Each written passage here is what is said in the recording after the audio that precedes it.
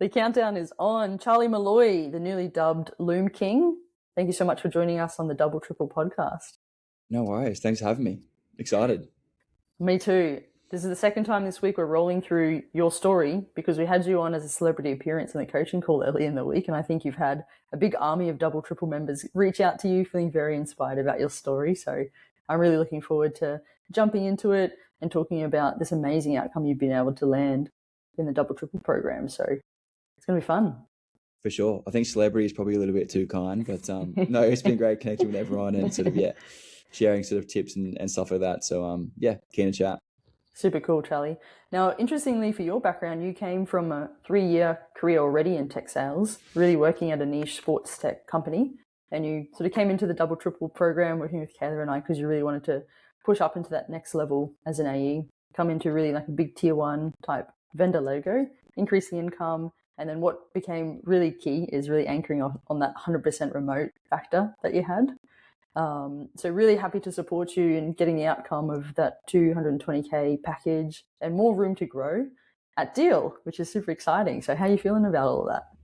For sure. No, yeah, super stoked. It was a great result in the end and sort of really enjoyed the entire process the whole way through. Obviously, yourself and Kayla were massive throughout sort of through every sort of round and step of the process. But no, it was great. Loved it. And again, like as we sort of spoken about before we sort of jumped on, even being able to catch up with people in the community, share tips with people who were going through like similar stages and doing like similar rounds and presentations to you, and to share a few tips back and forth was really helpful. And it was a great experience all around and really, really happy with the outcome. So good. Yeah, there's lots I want to unpack in terms of you being an execution engine. You really rolled out not only like the research up front, going through job targeting, shortlisting, your pitch, the way you rolled out the looms, the multi-threading, building natural champions, which I feel like is like such a natural sales strength for you, Charlie. But even as you move through the end-to-end interview process as well, the big thing and mindset shift I know was unlocked when you started to think about the interview process as a sales cycle. So I'm keen to unpack all of that with you. Before we jump into those nitty-gritty details though, it's been cool even just in the last few days, you connecting with a few members sort of starting the program, because I know you were really inspired by Mike's story when he came on. Similarly, and you were like, hey, Mike, you sort of reach out, and then it's just like a few weeks later as it becomes apparent, and now you're sort of in that position that Mike was. How does that feel for you personally? Yeah, it was pretty surreal. Like I know I jumped on Mike's webinar right after he landed the role at Qualtrics, and he also shared the story around how he had the final interview and then had to wait, I think it was a week or two before getting a result, as other candidates had to sort of move through and finish up. And obviously he shared the story around how he put together the 30, 60, 90-day plan, his sort of territory plan to sort of, just continue to be proactive and keep himself front of mind for the hiring manager and the recruiter. And it was funny, like literally probably a week or two after that webinar, which at the time I'm like, oh, wow, it's like such a great idea. Something I'd never even really considered of doing in a process. I found myself in the exact same situation like a week or two later. Had my last interview, and it had probably been about a week since I'd heard anything. Feedback was, hey, just moving to a few final candidates through the pipeline. We'll have a result for you towards the end of the week. And I guess taking inspiration from Mike, instead of just sort of sitting by idly, sort of, just took that proactive approach, put together a 30, 60, 90. He actually was kind enough to send me what he had sent through to Qualtrics. So I had that as inspiration to sort of work with and use and sort of, feed into Claude as well to sort of help put mine together. Again, like we've sort of spoken about, right? Like the power of community and sort of connecting with the different members. Because at the end of the day, like a lot of these processes can be quite similar, and we're all, I guess, at times find ourselves in similar situations and stuff. So that was, it was funny, like literally 2 weeks later, I was in the exact same spot and was able to do the same process and same strategy, and then again get a good result. So it all worked out. So good. Caught up with Willem, Elizabeth, James, even recently, and I'm sure a lot of people feeling really inspired about your story. So really appreciate you taking the time out as well, Charlie. Super good. No dramas. Too easy. So good. Keen to unpack also sort of where we started, really, if we want to start there. I think as you came into the program, we really love to see people's backgrounds, profiles, really work on strategic positioning. And then also what's really key is just shortlisting the right opportunities and roles. Could you talk us through how you really used the Double Triple playbook, methodology, the research? I know we went back and forth on the job tracker a little bit, and probably a funny story with some of the AI AI tools that you leverage for your research came up with some interesting things and ultimately, making decisions on where to target. But I thought your process, even just out of the gates, was top tier. But would you mind sharing sort of how you thought about the initial job shortlist, just even as a preliminary stage before getting started? Yeah, for sure. So I think I probably, didn't follow the playbook to a T and probably didn't have the breadth of roles you would have liked in the tracker. But I think I took a lot of inspiration and really sort of tried to leverage a lot of the webinars and the content and like the resources that were already existed in the community. And I think you'd put together like a brilliant webinar around how to evaluate and target tech companies. Essentially, from there, you even sort of had like a little hint, like put this into Claude. I like downloaded that PDF, literally dumped that into Claude, put that, helped to sort of shape some instructions in a project in Claude, and then had sort of built like a bit of an engine that I could put a job description into, and it would sort of score each role out of 7 according to the 7 different, I guess, the pillars that were in that presentation around like growth stage of the company, like what level the buyers are at, sort of like the money and the commercial metrics, what the sales motion is, all that type of stuff, and then to give you sort of a score out of 7. So yeah, that sort of is essentially how I went about it. I know in my tracker I had sort of added like a bit of a bespoke extra column in there, which was like the score out of 7 and a bit of like a verdict from Claude based on the score. So I sort of had that the whole way through, and yeah, I think that was sort of how I started to build it out. Deel obviously scored a perfect 7, so obviously that was that was what it was another like confluence for me to sort of go all in on that role and the company itself. But yeah, I think that was just something I found they work quite well, and I thought the job tracker as well was a really good way to view it, right? Like literally mimicking a pipeline you'd have in sales, which probably goes on to shape the entire way you approach the process, right? So yeah, no, it worked really well. I remember that, Charlie, you sent us a screenshot on that slide deck and it was like, sell a must have, not a nice to have. And you're like, I know where I'm going. Yeah. Oh, for sure.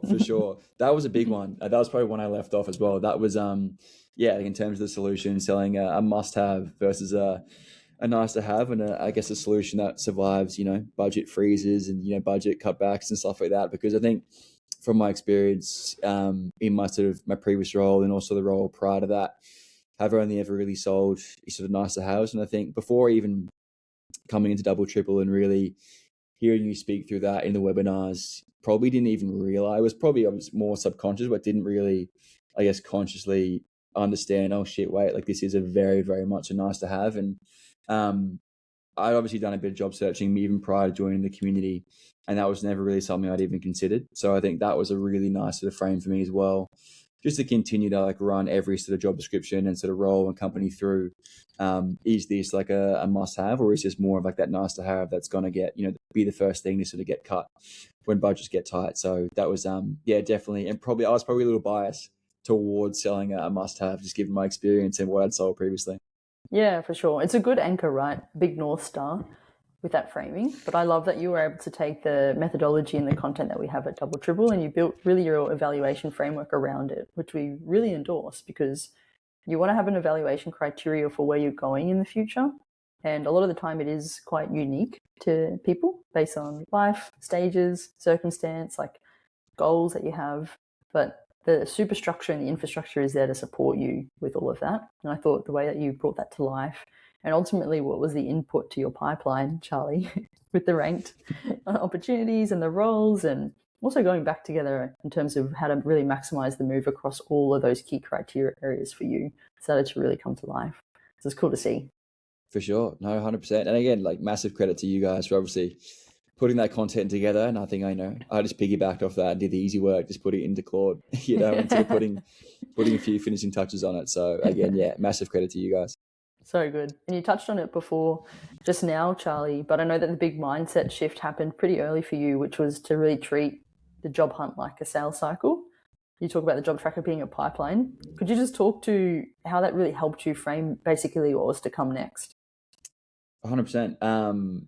I think like, again, in my experience, whenever I'd been looking for jobs, it was literally, the old Seek, Indeed, LinkedIn job boards, just like scrolling through and sort of, spraying and praying and applying for random jobs here and there. It wasn't really until I saw the job tracker initially And it's like, oh shit, like that literally is a is a view of a pipeline.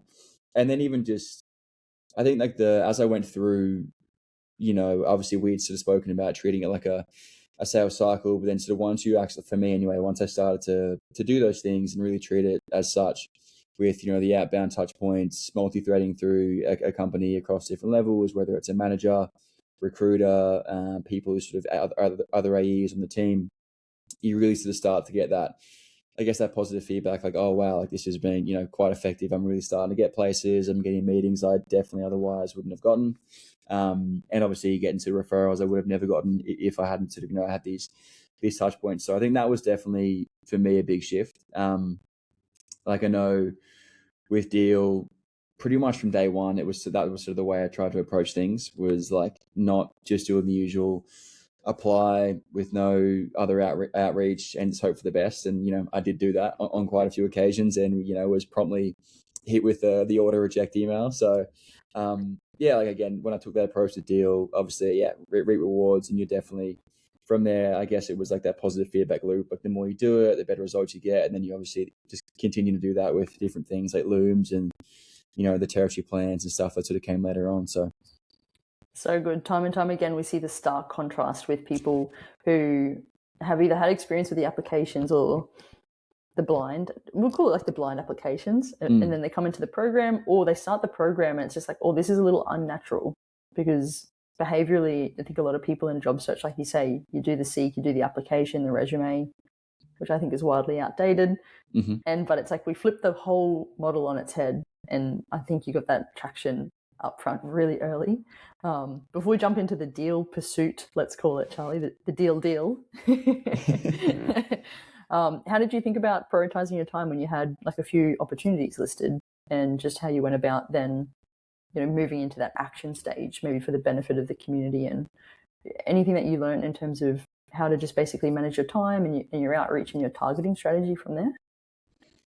Yeah, again, I was probably a bit of a slow start. Like I know we sort of had a laugh about the fathom after one of our catch ups was like time to stop going, stop doing passive outreach and start sort of taking more of an active approach. But I think for me, like again, I had probably at one point, had tried to have double digit sort of roles or sort of I guess in the pipeline, and quickly, again, through different things like I guess I rely quite heavily on that Claude engine to sort of put together and really clearly identify and sort of map out, I guess, like the layer, the buyer, the momentum, the role, where it all sits. So I could really easily just prioritize. And then I think at one point in time had about 3 or 4 sort of tier 1 accounts we were going after. And again, I think the way that you guys laid out the job tracker to have, those tier 1s, the tier 2s, tier 3 roles. So you can really just clearly see, all right, here's I'm putting, 80% of my time, and then the remaining 20, 10, 20% I'm going to put into these tier 2s and tier 3s. That was definitely, I guess, an approach I made. And then I think even pretty quickly I went from, about 3, 4 into pretty much 1 quite early on. So yeah, that's, I guess, how I sort of went about it. I just quickly opened up your old job tracker, Charlie, for memory's sake. Oof. 11 total opportunities shortlisted. Not the prettiest job tracker, I think. It did the job. It did the job. It did the job, and you got a cracking outcome. So good to go. But yeah, it's cool. I mean, the big thing, of course, you targeting the account executive role and really wanting that level up, and even just like across the vendor logos, like Deel, at Databricks, High Touch, Zendesk, Darktrace, HubSpot, Vercel. And then there's a couple others as you talk about prioritizing them into sort of tier 1, 2, and 3. So it was just cool to see you aggregate that, look at the evaluation criteria, and you're right. I do remember a conversation which was just like, let's get into action mode now. Momentum will start really building, and like you say, positive feedback loop too. 100%. Oh, because I think it's easy, right, to sort of stay in that. The job tracker is looking nice and pretty. It's got 15 roles. They're all, beautifully tiered. And I think I was probably there for about 1 to 2 weeks, where I was like, oh, Gabe, look how nice my tracker's looking. I've got all these different columns, all this information, but ultimately, no traction on any role. So, yeah, obviously that can go a long way in terms of the job tracker and stuff. But yeah, at the end of the day, sort of the action and the active approach is what, pays the bills. For sure. Yeah. And really interesting where you've gotten to with Deel, Charlie. I know your initial outreach for Deel was actually for a mid-market AE role, and the hiring manager was inevitably a different stakeholder but you were able to really pull a thread from there. So you took the interview playbook absolutely for a spin at this point. You started connecting on LinkedIn, multi-threading, and really driving it from here. Could you tell us about that initial connect into that role? And I think what's really key to highlight is just how you also followed up then with an ask who then led you into the recruitment and then a different role, because Deel at the time were actually hiring like 10 to 12 go-to-market roles during this period. And I thought you did that really well. Totally. Like you said, I think at the time there was, roles across enterprise, mid-market, SMB at the time. And so I think, identified the mid-market role, located the mid-market director, and then, outreach on LinkedIn with a Loom video, and obviously quickly was told that role has been filled. But yeah, obviously, using that connection, and they actually was, responded really quickly and was quite forthcoming with information. So I thought, hey, let's try and use this connection to possibly pivot into a different role, because there were different ones being advertised at the time. And just asked if you could point me in the right direction of the SMB role. Obviously, see there's one going at the moment. Is there anyone who'd be best to reach out to? And then he was able to point me in the direction of the recruiter, and then also the sort of manager as well. So off that, connected with both of those two with the Loom video as well, and then sort of got the process started off the back of that. The recruiter sort of accepted, replied pretty much straight away, and we sort of had a call booked in for the next day. So I think that was a sort of a cool story of, obviously not just going away and sort of taking that first rejection, but sort of using that to pivot into a different role, which I think I was lucky enough that there were other roles sort of going at the time, so I didn't have to sort of wait for another one to come up. I was able to sort of still be quite active and on the front foot. And I think funny with that one as well, I'm not sure if I told you about this, but it sort of came full circle yesterday. No context or anything like that. He just shot me a clap emoji on LinkedIn yesterday. So that must have been maybe when he found out I'd signed off and sort of officially had gotten the role. Good. Just sort of shot me a clap. So it sort of came full circle off the back of that. So that was cool. I love it. You've got all the best screenshots of the LinkedIn DMs, I think, at this point, Charlie, with the outreach and, maybe an antagonist stakeholder in there, a couple of clap emojis. There's some ups and downs in there for sure, but it's fun to look back on, right? There's some fun memories for sure. Yeah, absolutely. Talk to us about the Loom videos. We dubbed you the Loom King. Don't know how that sits with you as a nickname. We might have to give you a new tag and circle at this point. But from my perspective, I love to tell people the story about how you did the Loom stuff so well, which stems from the multi-threading and running the sales cycle and connecting in the touch points. But literally your final interview with like the VP of sales across APAC, you sent that person a Loom prior to the interview and they said, cancel the interview, Charlie's our guy, let's hire him. Which might be a bit of an over-sensationalized way to say, just the one Loom video gets you the job, which is not, of course, the case, but the one Loom video got you the job. But it was just cool to see. I think it ultimately creates a lot of chatter. It shows the touch points and it shows you as a professional as well. And of course, there was sort of 5 major stages throughout the interview process until that point. But it just also shows the power of how you can use Loom as like a strategic asset, get really familiar with the stakeholders, and you did that in a multifaceted approach. But yeah, how did you view the Looms coming in? I think you used them very strategically throughout, the right timing. Your message was also quite tailored. You very much drew it to the narrative we like to use around why the tech company, why Deel, and why now. And I think you also just personalized those outreach messages, whether they were text-based or Loom videos.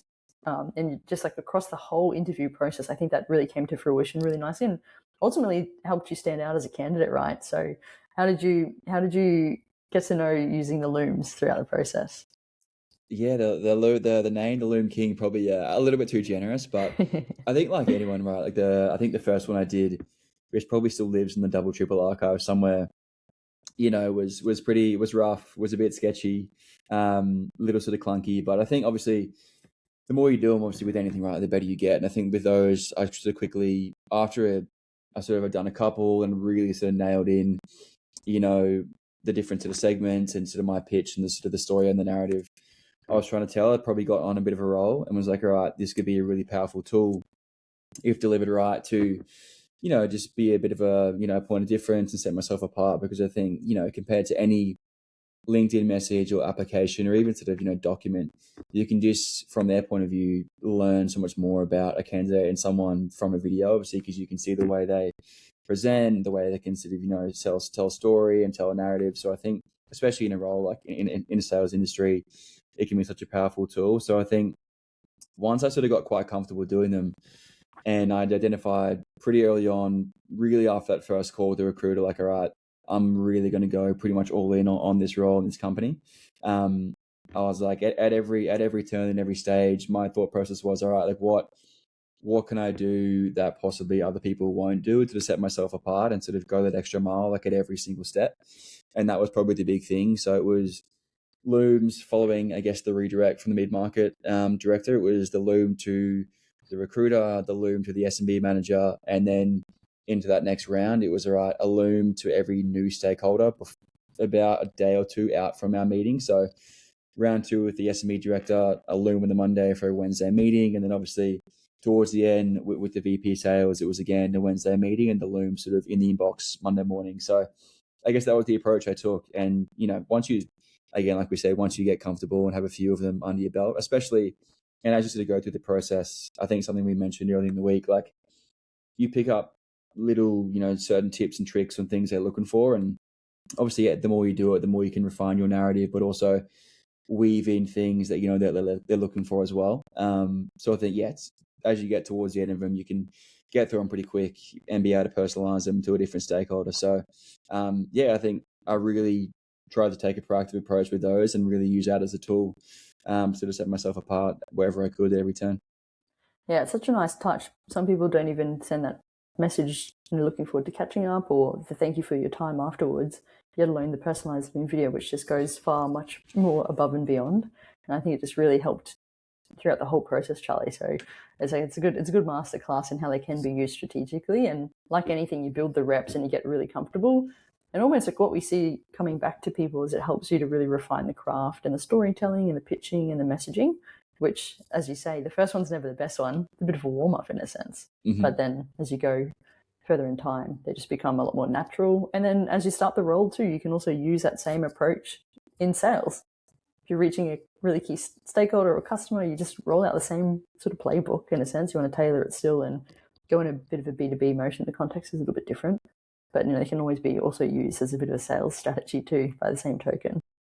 For sure. No, definitely. And I think as well, like on the flip side, I guess on the theme of treating the whole, application process as a proper sales cycle, like I think on the flip side, they probably also get like a really good insight into you as a seller and a sales professional and the way in which you would run any sort of sales cycle, like once you're inside the building as well. So I think, again, keeping sort of that in mind is just always, for me anyway, and I know it was obviously with a lot of wisdom from yourself and Kayla, it was like, all right, after every round, both pre and post, what can you do to set yourself apart? What can you do to go that extra mile? And obviously, that Loom was a great tool that we sort of utilized the whole way through. So what happened once you had connected with the mid-market manager? They'd recommended you into the internal recruiter, yes, and then also recommended that the hiring manager was a certain stakeholder, but they were actually not available at the time. So you connected with the recruiter and then you ended up interviewing in your first stage really with like the 2 up. So not necessarily like your immediate manager, but the manager's manager. Mm-hmm. You also outreach to that stakeholder, and I think you got a little bit of a blunt message back to say, look, I think that your why deal could use a bit of improvement. I thought you copped that on the chin like a bit of a champ, Charlie, but talk us through the prep for that first interview. I think the company was quite forthcoming with some information too on prep tips, but also your preparation, profiling the stakeholder, really dialing in the requirements for that was also great. So how did you go then moving into the next stage?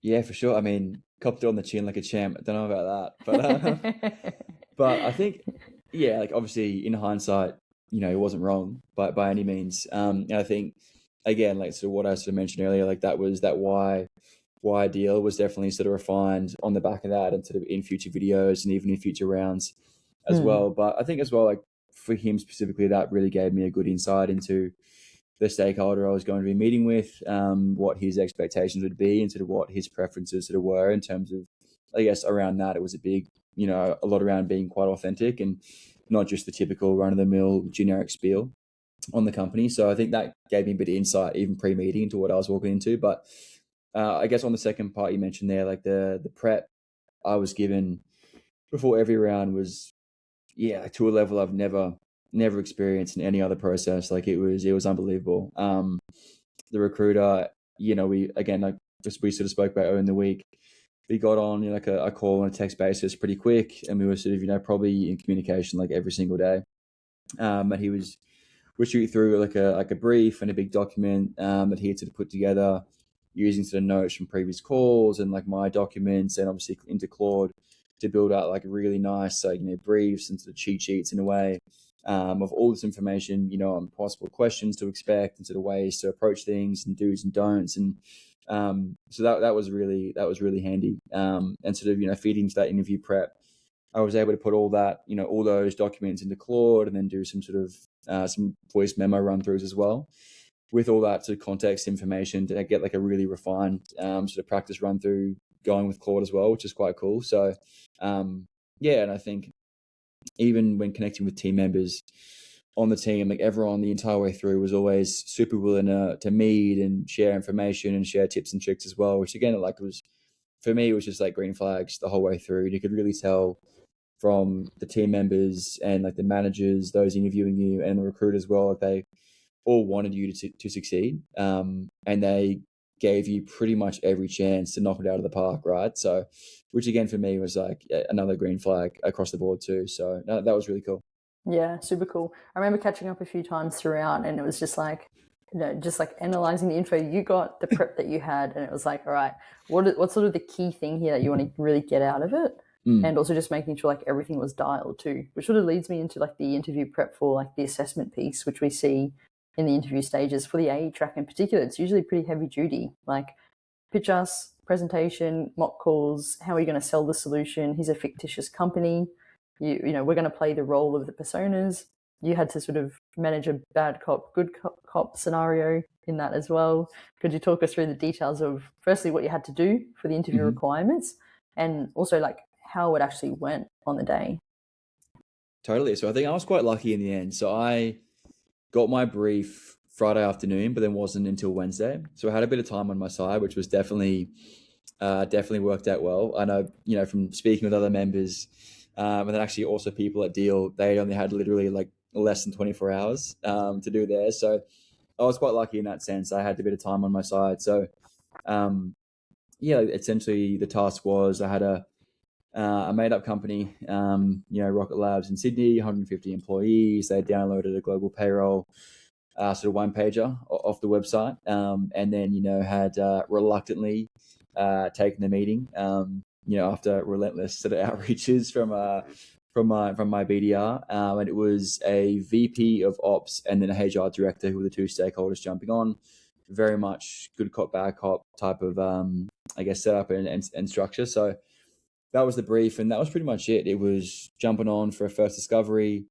I guess all the information I had was that they had downloaded that global payroll one pager, and then obviously I had, as I mentioned before, like great prep from the recruiter in terms of ways to structure the call, where to spend time, where not to spend time, and sort of some key things or sort of ways to approach it. So that was really good as well. But yeah, that was the task, and I think prior to that, I caught up with a couple of the different AEs in the team. Was it really, and again, they were super forthcoming with information. I was able to pick their brain on what they had for their presentation, different things they can sort of sprinkle in, I guess things that they thought that both stakeholders would sort of like, and maybe things they wouldn't like, and things to stay away from. So yeah, like in terms of prep going in, I couldn't have asked for more prep, more information. And then yeah, it was obviously that we were rock and rolling from there. So good. And then you progressed to the final stage with the VP of sales that you chose to send the Loom to, and then that didn't even end up going ahead. So what happened in the last sort of round, Charlie? And I remember having a conversation with you, and you were just like, oh, I haven't heard back from them in a few days. Is it crisis mode? I've lost the deal. Should I be looking at new companies again? And I was just like sort of joking with you, like, classic, like us as salespeople, we just have like these trust issues. It's just like if you haven't heard back within 1 hour, it's like things are going bad. Oh, for sure, for sure. Just like, must be a sales thing. I think so. Well, I think I messaged you. I know we caught up, and I think it was maybe the night before one of my rounds. I was back on the LinkedIn job board, and like re-looking through roles and companies, and and whatnot, because I was like, nah, because I remember we obviously just go on a quick tangent. I know like after that panel, like again, the story when you sort of tell it back, like it sounds great, but there were definitely, it was Yeah, not at all like smooth sailing. Like I remember coming out of the panel again, like couldn't have had more prep and better prep, but I definitely think there were certain things that I probably didn't nail. I think some things I did well, was some other things I definitely could have done better. So I think again after that I was like, nah, it's over. Like I'm back to square one. We're back to Groundhog Day. But so I think obviously had that one, and then put the Loom together for the VP sales, which was sort of that last sort of final round, and just tried to bring back like everything I'd been told and sort of learned throughout the process, things I knew they were looking for as like a company, and also like her specifically, like things I thought she might be looking for too. And I think of all the Looms, I just naturally, with practice and the more I knew about the company and the people internally, like that was definitely, I think, the best Loom by far. And literally a couple takes, shot that off, and then literally she came back to me super quick, said like, love it, nice touch. And then I got the call from the recruiter probably within a few hours saying, hey, she wants to send you straight through. She says like, no need to meet, she's happy with you, like he's our guy, and you're pretty much, that's the end of the process, like you're through. So that was pretty cool, and again goes to show like the power of the Loom. So that was cool, that was nice. Yeah, super cool. What about the double triple community, Charlie? How has it been as a support to you throughout the journey, throughout the process? I know we even had the first IRL meetup in Sydney. The community's super active, like the group chat goes off, people are pinging each other left, right, and center. There's just like this really nice energy starting to really avalanche for us at the moment.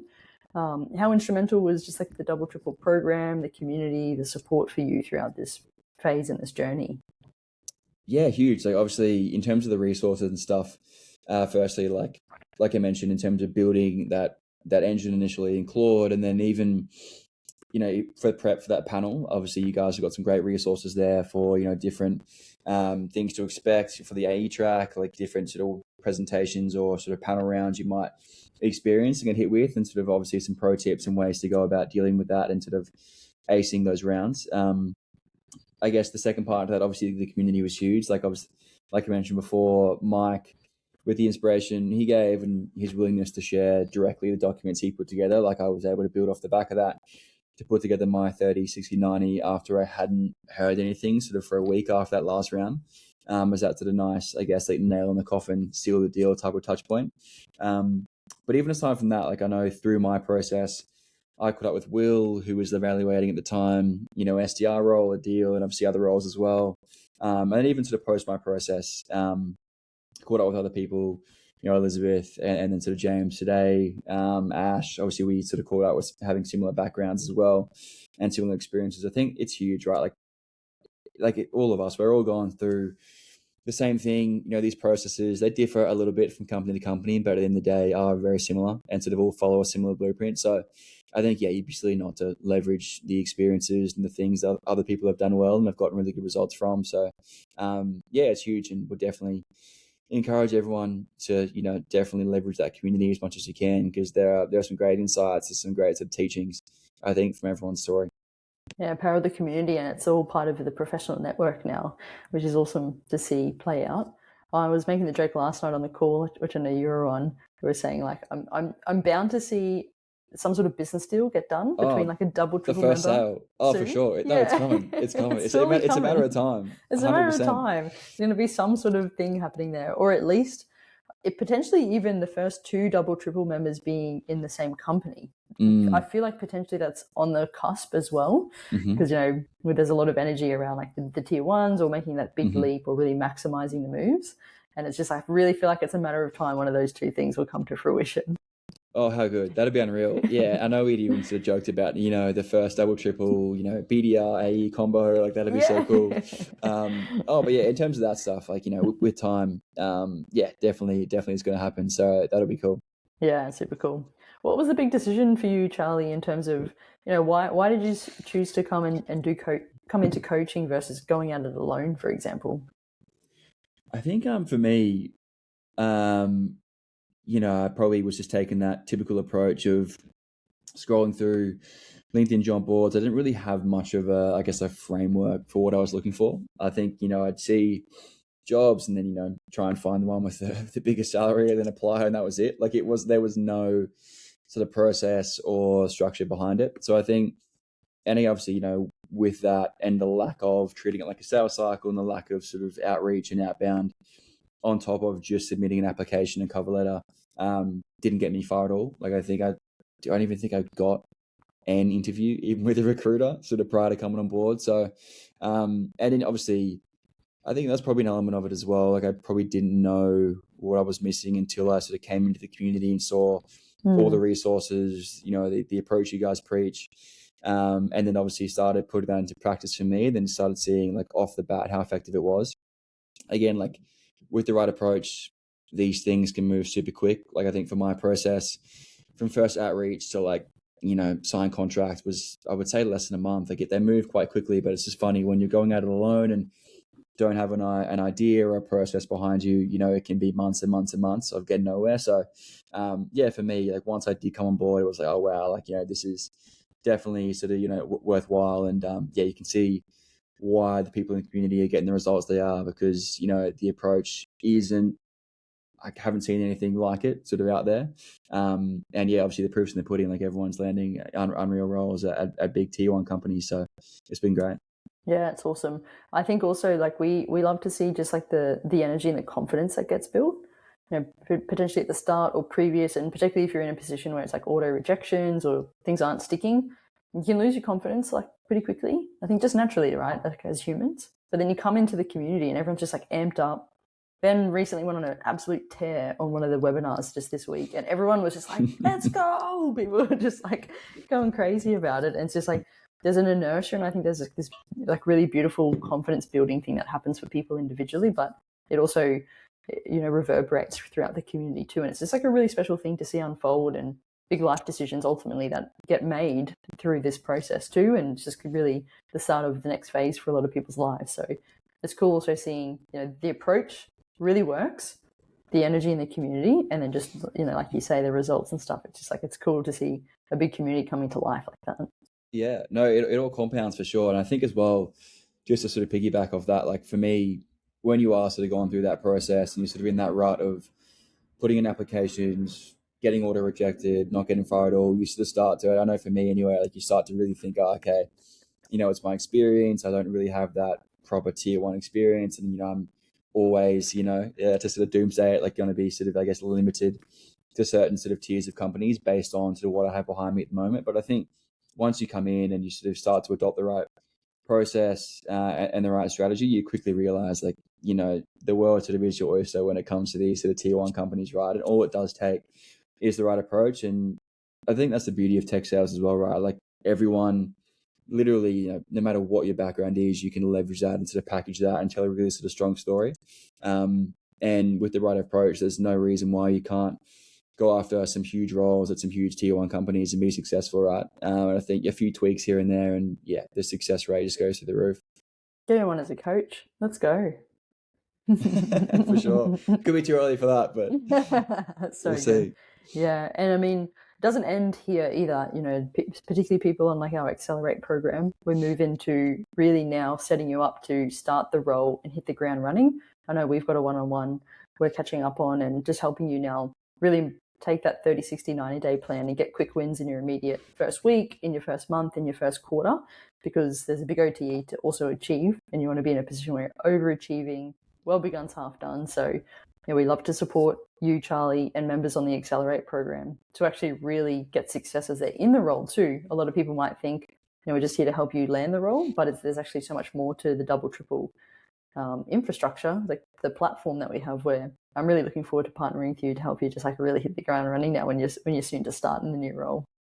100%. Yeah, I'm super stoked for that part of it as well. Is obviously now the real work begins, right? In terms of landed a role, and then super sort of keen to sink my teeth into getting onboarded, and then obviously hitting the ground running and sort of going from there. So super excited to continue to leverage obviously your expertise, Kayla's expertise, and the community, I guess more broadly, to hit the ground running and try and be as successful as possible. Totally. Yeah, it's going to be a lot of fun. Awesome, Charlie. Any other parting reflections or words of wisdom, just so while we wrap up? Ooh, words of wisdom. I don't know. I think again, like stuff we've covered the whole way through. I think just that fundamental like shift in approach, right? Like really, and I think for me, like I was probably quite just from having a role, like I could be quite selective in terms of companies I was targeting, and I think yeah, like you utilize what you guys have internally, the resources to build, an approach and I guess a framework that works for you in terms of how to sort of grade different roles and different opportunities. And then, yeah, I think once you've got, a couple key ones and a couple key companies and roles you're targeting, like really treat it exactly like a sales cycle. And always, again, something for me I kept in my mind the whole way through that could work is just thinking, what could I do that others maybe aren't willing to do or won't do, just to set yourself apart. And I think, the different docs in terms of 30, 60, 90 and the Loom videos like we've covered today is obviously a huge one as well, right? So, yeah, always be proactive, keep yourself front of mind for all the different stakeholders at all times and, yeah, leave it all out there. Love it, Charlie. Well, it's been a pleasure working with you. Outside of us being completely coordinated with our attire tonight I know, on the podcast, look at that, matching, look great. twins, public reference, yeah, because we work together so closely. It's just like a connection thing now. But we appreciate you jumping on, being a part of the community, and please keep joining us like as we move forward. And it's going to be, I think a lot of people are going to be really inspired by even the founding and origin story for you, physio turned SDR turned AE at a niche sports tech, and now moving into a big tier 1 global vendor logo as you move into this next phase of your tech sales career. We seem to be attracting a lot of the physios, the smartest and brightest, making a big move into tech sales. A lot decimating the physio landscape in Australia. Yeah, tough time to be a physio. Tough time to be the physio industry, as we have been joking about. But double triple around, yeah, super stuff. That's right. No, it's been a pleasure working with you, Charlie, and so awesome having you in the community and seeing you give back as well. So looking forward to seeing what comes next. So all the best in the new role at Deel. No, I appreciate it, Gabe. Thanks for having me on. And obviously, yeah, we're twinning with the attire. Got the champagne taste and the beer budget. I love it. So good. I just think that in somewhere. You had to drop it. Absolutely. I've been waiting to get that in. But yeah, I appreciate everything, Gabe. Obviously, you guys were huge for my journey the whole way through. And yeah, keen to stay involved in the community as well. So good. The champagne taste on the champagne budget. I want your post double triple success. Let's get it. For sure. Yeah, we're switching it around. So, no. That's right. Looking forward to it. Awesome, Charlie. Thanks so much for joining us. It's been a pleasure. Easy. Appreciate it, Gabe. Thank you.